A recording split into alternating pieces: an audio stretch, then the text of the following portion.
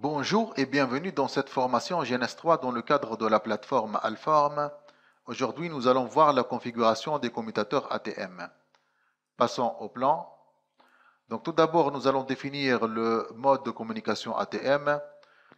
Ensuite, nous allons montrer comment configurer un commutateur ATM pour assurer la connectivité entre deux routeurs sous GNS3, bien évidemment. Passons à la définition de ATM.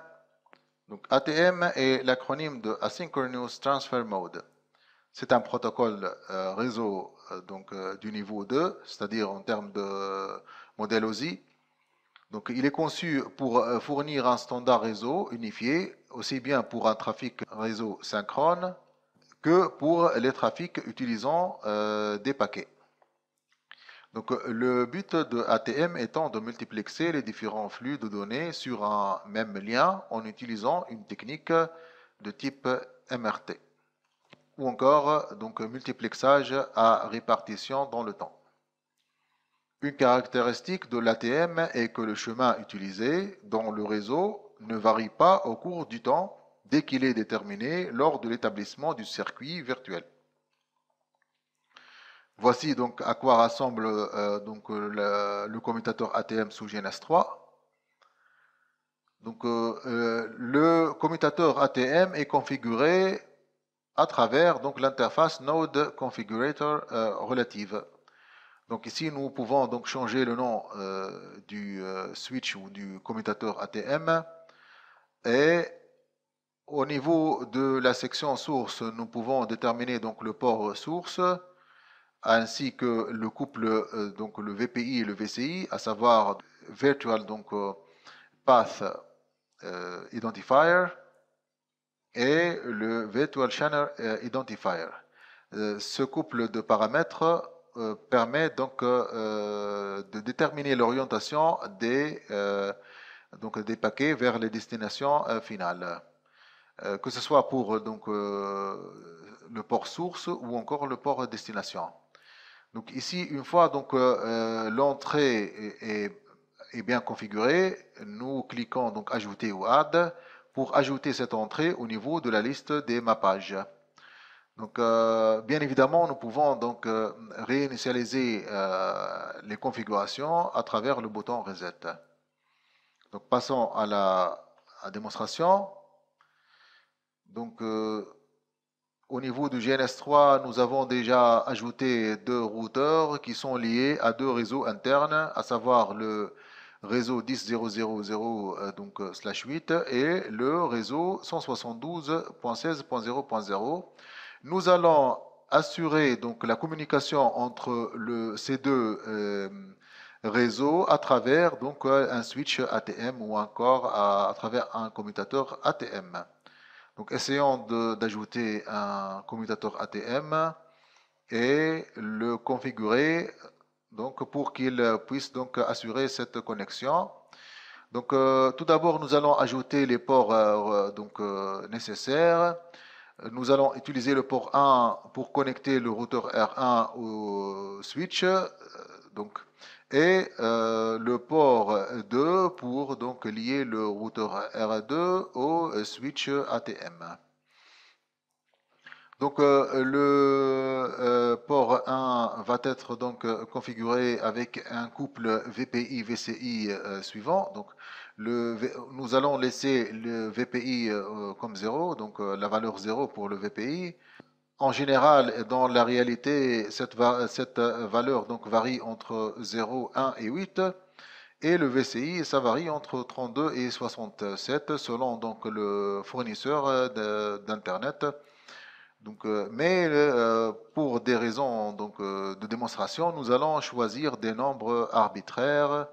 Donc ça sera 0 pour le VPI et 102 pour le VCI au niveau du port 1 et au niveau du port 2, ça sera 0 pour le VPI et 201 pour le VCI.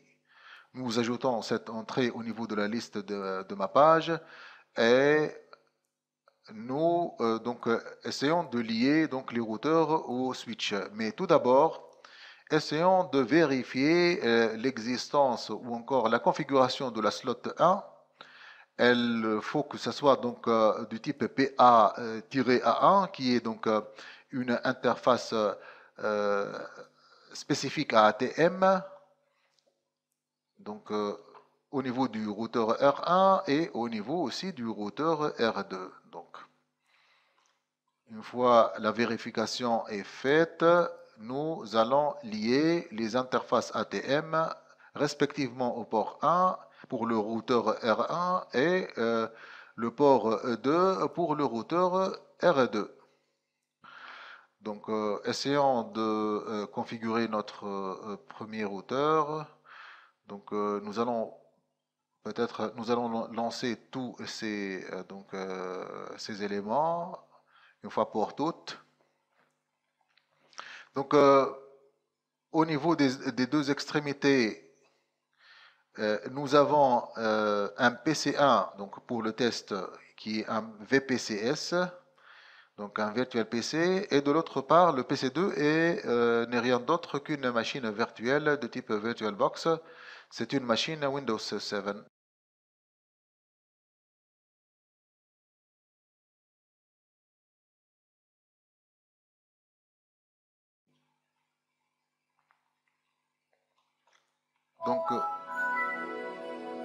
Donc, passons à la configuration du routeur R1.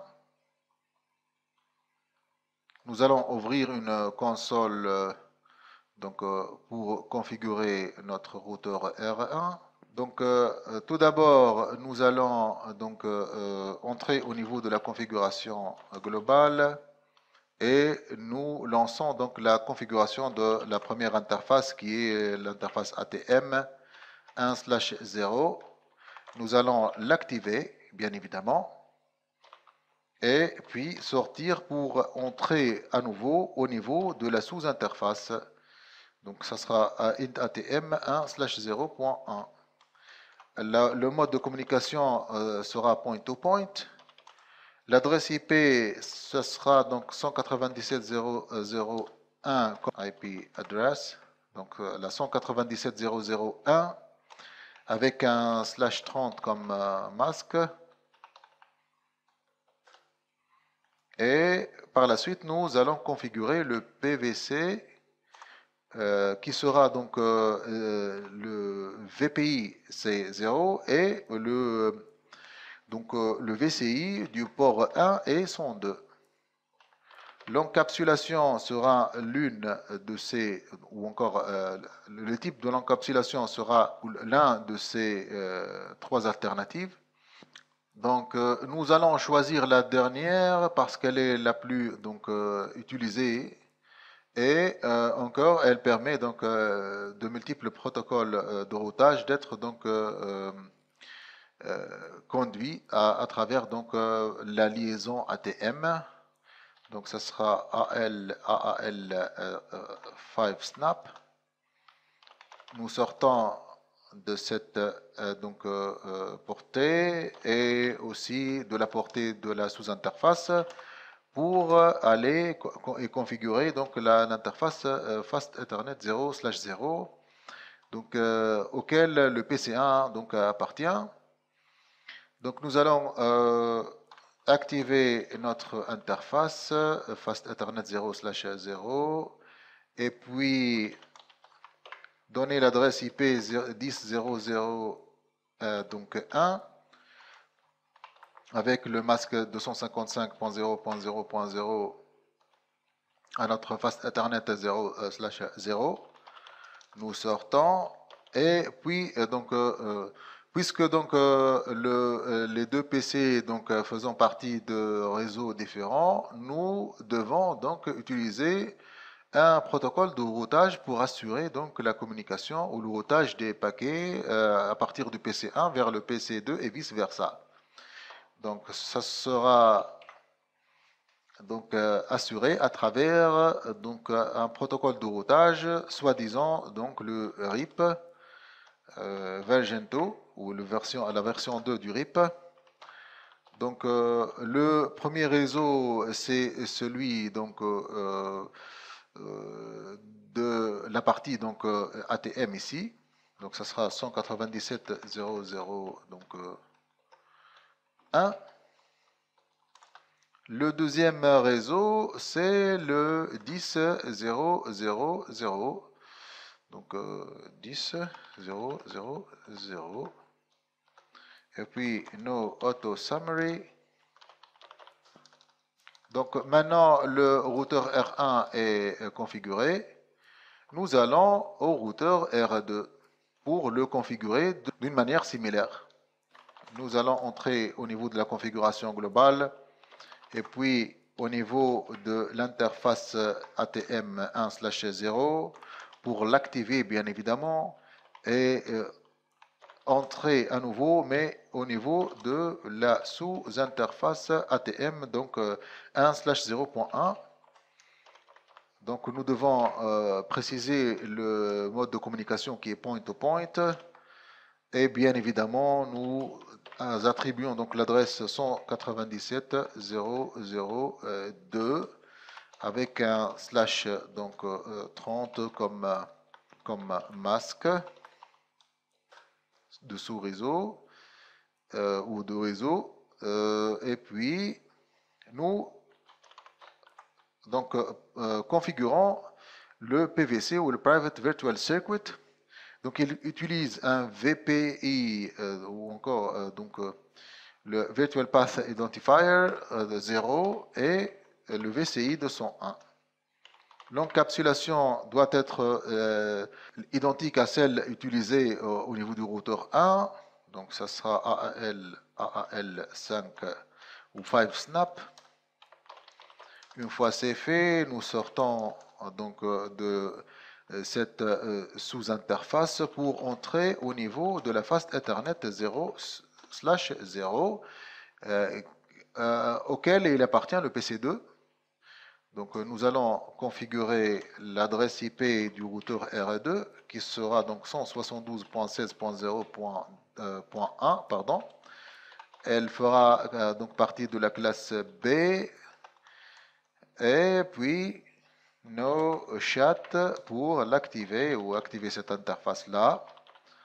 Une fois c'est fait, nous ne devons pas oublier donc de configurer donc le type de protocole de routage qui sera utilisé à travers la commande router RIP. Ça sera donc le RIP version 2 ou la version 2 du RIP. Le premier réseau est celui donc de l'ATM, c'est le 197.0.0 donc 0 et le deuxième donc réseau sera donc le 172.16.0.0 donc 0.0 et nos auto summary et puis nous sortons. Essayons à présent de tester la connexion au routeur donc R1 à partir de R2. Donc 197.0.0 donc 1. La connexion est établie donc entre le routeur R2 et R1. Nous pouvons toujours tester la connexion à partir du routeur R1.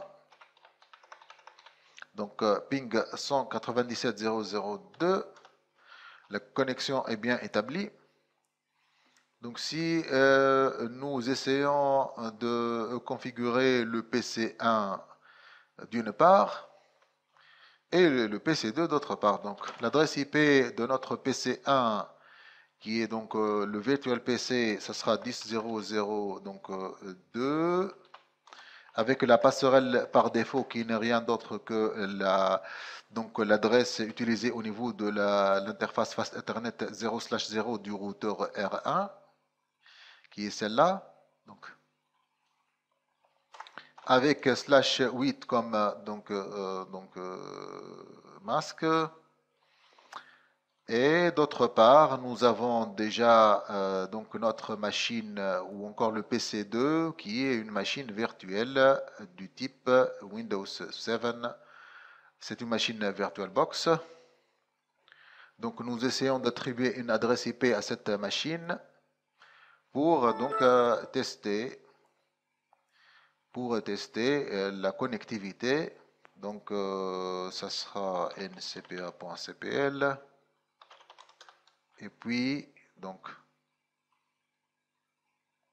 nous attribuons l'adresse 172.16.0.2 et la passerelle par défaut qui sera 172.16.0.1. Donc, si nous testons la connexion au PC1 à travers la commande ping 10.0.0 donc 2, donc la connexion est établie entre les deux PC. Si nous exécutons tracert 10.0.0.2, donc nous remarquons que le flux passe donc à travers l'interface 172.16.01 et par la suite à travers l'interface 197.0.0.1 et finalement donc nous arrivons à notre PC 1, à notre PC 1 qui est donc le VPCS, c'est celui-ci donc. Donc, ce qu'on a couvert au niveau de cette vidéo, c'est tout d'abord la définition du mode de communication ATM. Ensuite, la configuration d'un commutateur ATM pour assurer la connectivité entre deux sous-réseaux, donc ou encore entre deux routeurs. Au revoir et aux prochaines vidéos.